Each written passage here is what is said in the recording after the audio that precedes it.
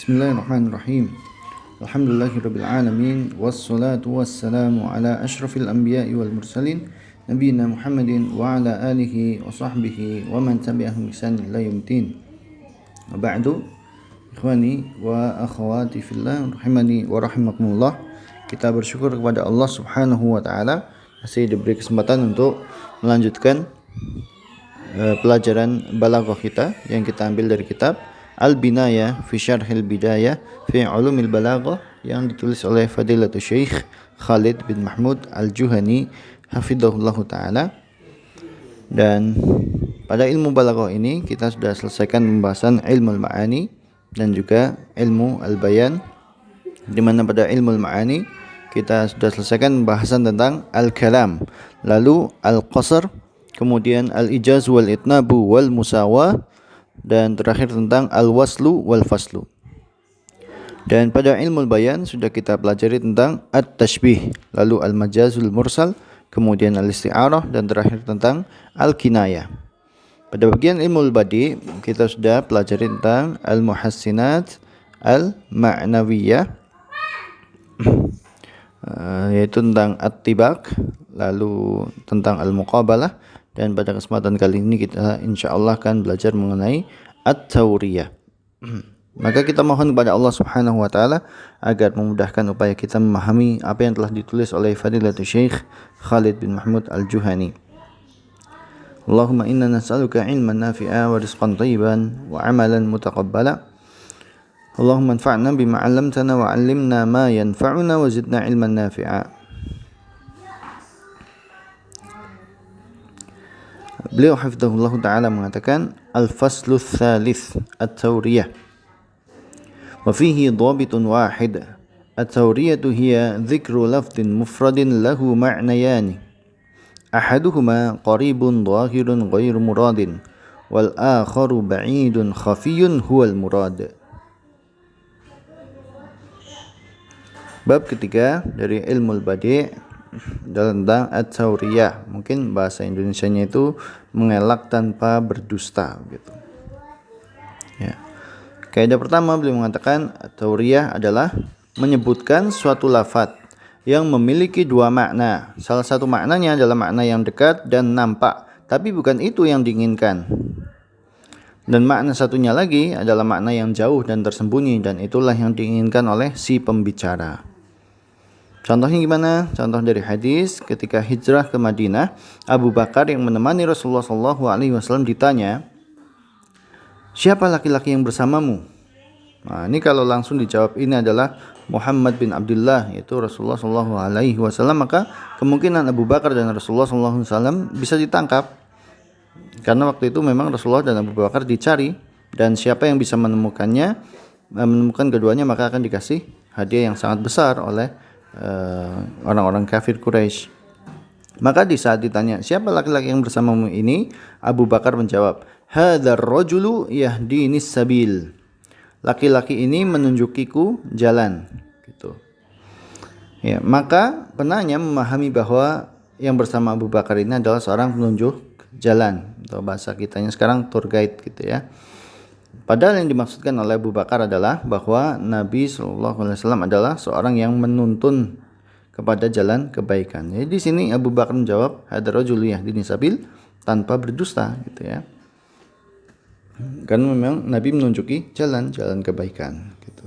Nah, ini jadi mengelak dari pertanyaan yang bisa menimbulkan bahaya kalau dijawab secara jujur, secara langsung gitu.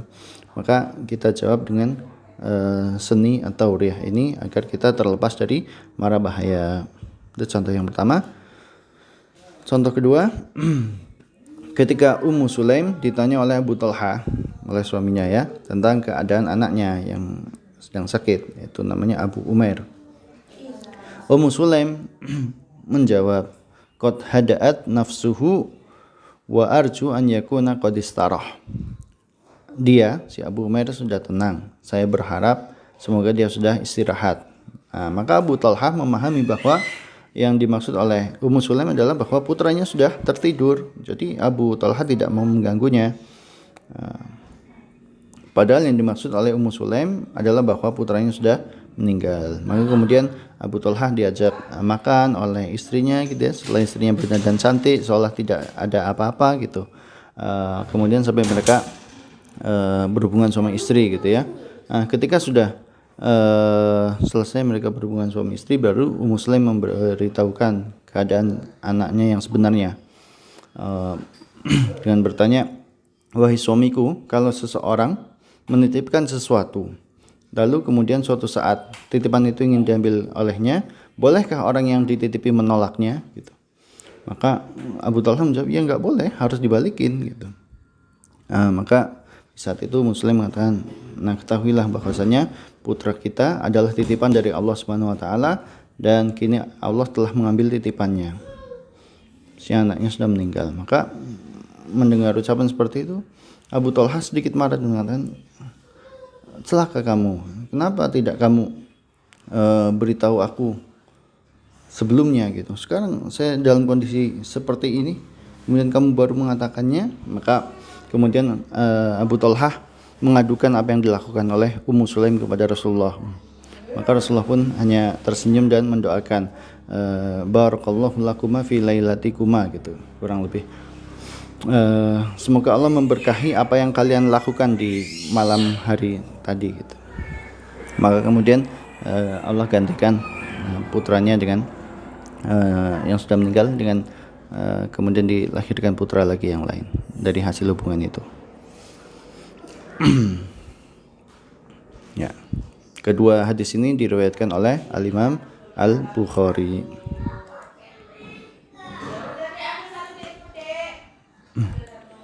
Ya, kita pindah kepada hukum dari tauriyah ini ya. Hukum tauriyah. Tauriyah adalah boleh diucapkan. Tauriyah ini boleh diucapkan saat ada keperluan atau maslahat syar'i di dalamnya. Dan hendaknya kita tidak banyak melakukan tauriyah agar tidak jadi kebiasaan. Ini diucapkan oleh Al-Imam Ibnu Taimiyah. Dan tidak digunakan untuk mendapatkan sesuatu secara batil atau menolak membayar hak orang lain. Ini diucapkan oleh Al-Imam Nawawi. Contohnya, contoh yang tauriyah yang digunakan untuk mendapatkan sesuatu secara batil. Contoh ketika sedang dibagikan sedekah khusus untuk orang yang tidak mampu, ada seorang yang memiliki dolar, kemudian dia mengatakan, saya juga harusnya dapat sedekah itu karena saya tidak punya uang 1 rupiah pun. Ya, dia sebenarnya orang yang mampu, dia punyanya dolar gitu ya. Kemudian dia bilang, saya tidak punya uang 1 rupiah pun, untuk mengesankan bahwa dia adalah orang yang miskin dan butuh bantuan dari harta sedekah itu. Padahal dia masih punya uang dolar yang bisa dia tukarkan jadi uang rupiah gitu. Nah, ini dia bisa dapat sedekah itu, tapi berarti mendapatkan sedekah secara batil karena dia sebenarnya tidak termasuk orang yang berhak mendapatkan sedekah.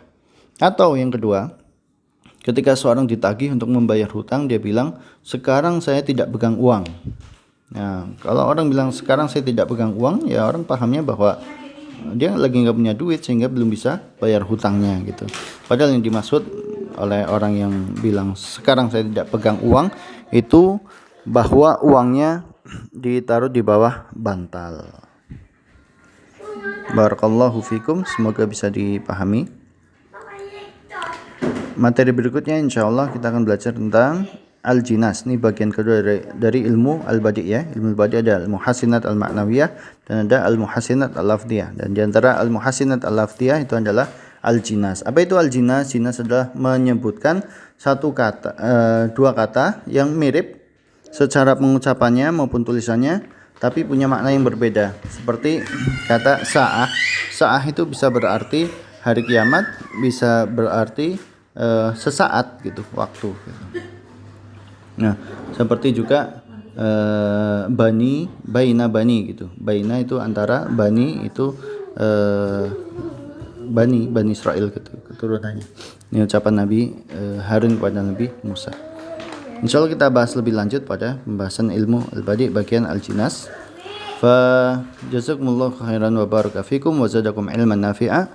Jika ada yang kurang jelas silahkan ditanyakan. Kita akhiri. Subhanakallahumma bihamdika asyhadu an la ilaha illa anta astaghfiruka wa atubu ilaik. Wassalamualaikum warahmatullahi wabarakatuh.